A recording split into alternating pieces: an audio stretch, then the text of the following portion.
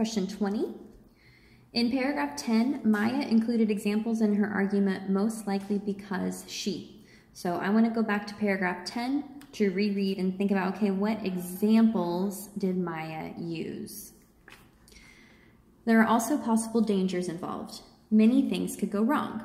What if Laura accidentally crashed her boat and the safety boat wasn't quick enough to save her? There are other dangers as well, including giant waves and storms. It could also be extremely stressful with the pressure to set a world record. Okay, so now I know what examples they mean. They mean that Laura could crash, there could be big waves, or there could be a storm. These are all the examples that Maya brought up in her argument. So why did she use those examples? A, believe that the trip was scheduled to begin when the weather was most challenging. This one is incorrect because we do not know when it was scheduled to begin. We might be tempted by that one because we see storm, we see weather, that's correct, but that doesn't have anything to do with the crash. So this one is wrong. B, knew that sailors need specialized training in order to respond to dangerous situations on a trip.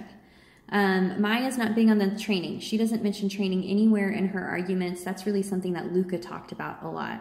And having a crash or a big wave or a storm, she doesn't say how training could help with any of those things. B is wrong. C, thought the pressure to set a world record was not worth the trip. This one might be super tricky because the last sentence says it could also be extremely stressful with the pressure to set a world record, but notice that she used the word also.